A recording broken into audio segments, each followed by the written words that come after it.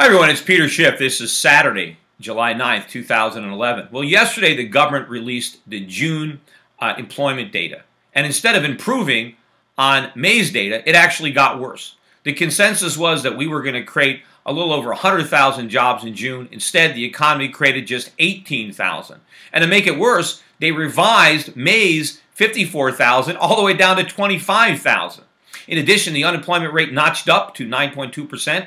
Labor force participation hit a new 30-year low. The real unemployment rate, which includes the discouraged workers and those who want to work full-time but have settled for part-time employment, that went up from 15.7 to 16.2. Average hourly wages declined, as did the hours worked per week. It was an abysmal report.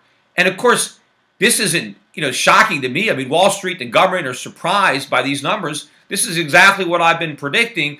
Government stimulus is not creating jobs. Printing money, spending money is not going to do it. If anything, the government interference in the economy is destroying jobs. It's preventing jobs from being created.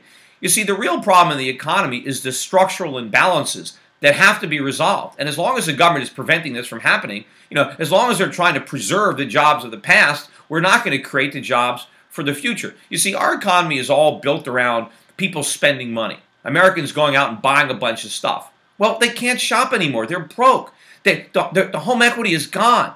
They got credit card debt, auto loans, student loans. Many of us are unemployed. We can't spend. The savings rate is low. People have to stop spending and start savings. That's what the economy needs. Now, the liberal economists, the Paul Krugmans, the Robert Reiches, they acknowledge this. They know the consumer is tapped out, but their solution is for the government to spend and pick up the slack. They say the government needs to replace the missing demand that American consumers can no longer supply. But the problem is, if the American people are broke, so is the government. Right? If the American people can't afford to spend, the government can't afford to spend, because the government gets the money from the people. Now, the liberals will say, well, that's not true. They can get the money from the Federal Reserve. They could just print money, the government can spend it, and then we can have more spending and more economic growth.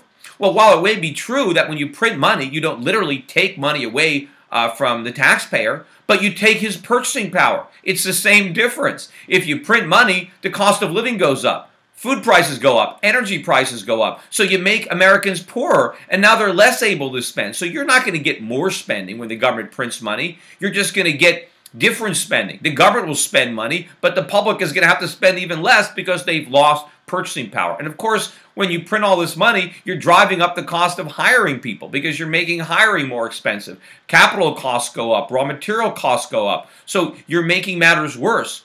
In order to have a real restructuring of the economy, we have to have a restructuring where the government spends less, where people spend less, where they save more, where we produce more, where we export more. That's what the economy needs. And until the government gets out of the way and allows this economy to restructure, we're not going to create jobs. And I'm sure that they're going to use this data as an excuse this weekend, because the President and Congress are meeting over how to get the debt ceiling increased. And they're going to say, this is no time for austerity. We can't cut government spending now with the economy so weak. We need to keep on spending.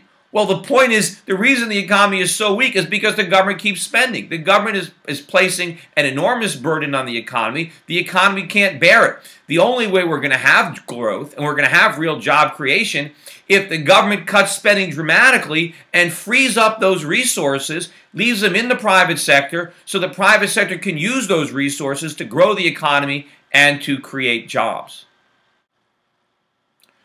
The most basic reason why we have so many unemployed Americans is because labor costs are just too high. The government has priced a lot of people out of the market. This is basic supply and demand. If you want to increase the demand for workers, you have to lower the cost, lower the price of hiring people. Now, how can the government do that? Well, one way is they can repeal taxes and regulations and mandates that artificially drive up employment costs. If they can make it less expensive to hire people, more people will be hired. Now, if they don't do that, then the only way to bring down labor costs is to bring down wages. And a lot of people might not want that to happen. Unfortunately, that is going to have to happen given the fact that we're not as productive as we used to be. One of the ways the government can help is to abolish the minimum wage law. That would create millions of jobs for young people who have little skills and who have been priced out of the labor market. Instead, what does the government do? We are encouraging young people who graduate high school to borrow lots of money to spend 4, 5, 6 years getting liberal arts degrees and graduating with very little marketable skills and no jobs. I mean, think about it. Look at all the people today who have college degrees and who can't find jobs.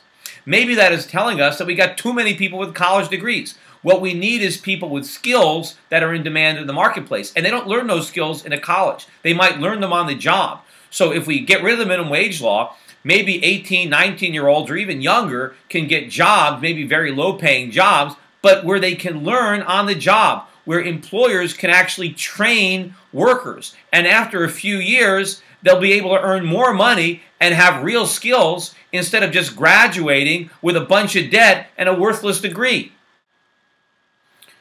There are a lot of ways that the government can help encourage job creation in this country. And one is to stop punishing people for creating jobs. Stop imposing artificial barriers to hiring. One of the stupidest things that governments do on all levels is impose requirements on employers that kick in based on the number of employees they have. Because what this acts as is a barrier against employment. So if you have a rule that applies to people that have 5 or more employees, then a lot of people will choose to have only 4 employees. It becomes too expensive to hire the 5th. Here in Connecticut, they recently passed a mandatory leave bill, the first in the nation, that applies to any employer who has 50 or more employees. So what is the state of Connecticut that already has high unemployment? What message is the state sending to the small entrepreneur who has 49 employees? You think twice before you hire a 50th because you're going to dramatically increase your costs.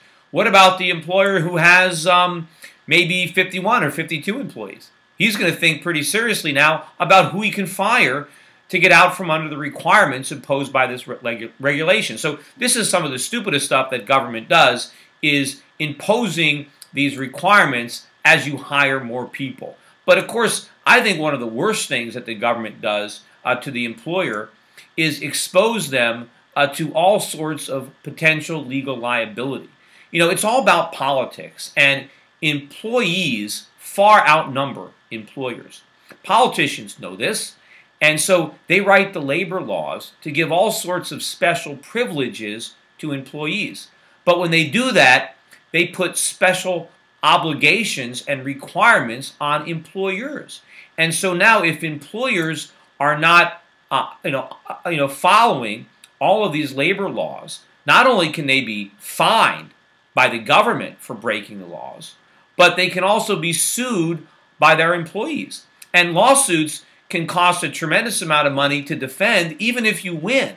And then, of course, if you lose, then you could pay substantial damages to your employees. So how do employers react to this situation? Well, if they want to minimize their legal liability, they hire as few people as possible. There are some entrepreneurs who hire nobody. And the reason is they don't want the liability. They don't want the risk that comes with being an employer.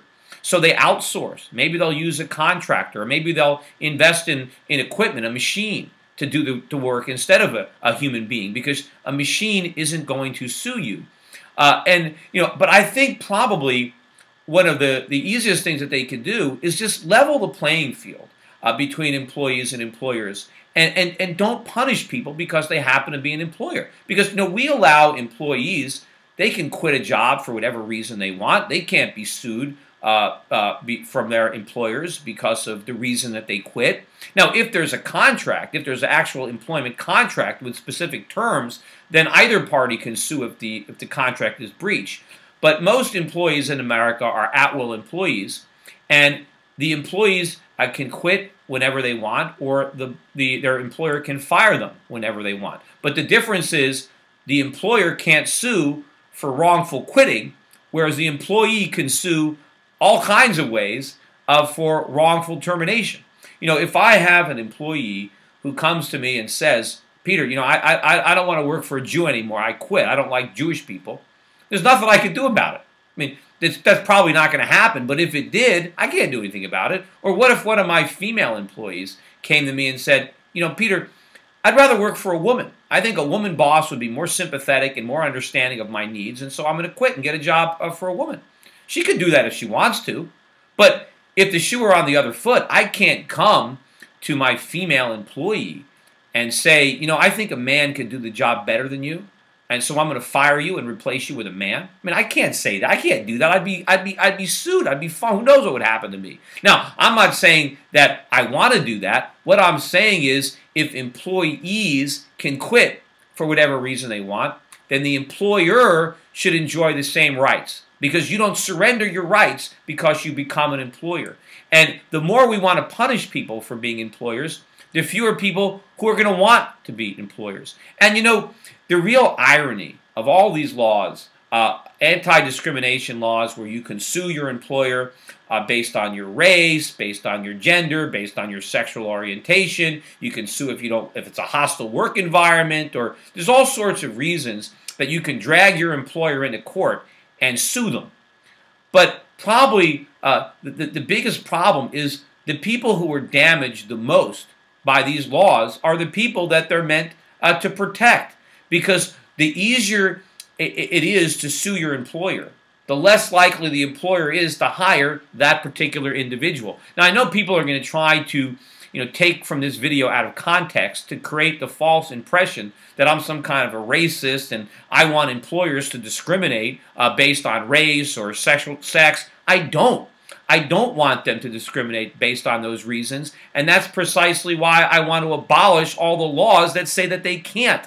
Because in a free market, employers don't discriminate based on race or sex. They discriminate based on competence, based on qualifications. Now, I'm not saying that there are no racists out there.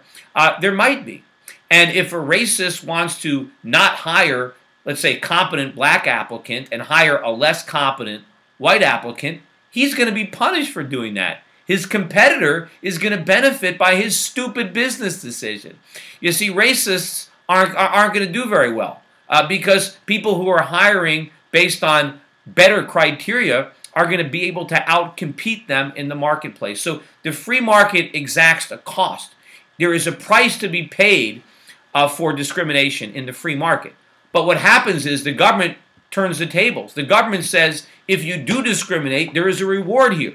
Right? Think about a small employer. Let's say he's got 2 white employees, and now he wants to hire a third person. He's got 2 applicants. One happens to be white, one happens to be black. Now, he knows that he runs the risk. If he hires the black applicant, there is a risk that he could find himself in a racially based discrimination lawsuit. He knows that. Because if he hires this guy, what if he doesn't work out? And what if he has to fire him? Well, what if that employee comes back and says, hey, you fired me because I'm black. You didn't fire any of your white employees. You only fired your black employee. I'm filing a racial discrimination lawsuit against you. Now, even if the employee didn't discriminate, he's still going to have to defend himself in a lawsuit. Even if he wins, he's got to pay legal costs.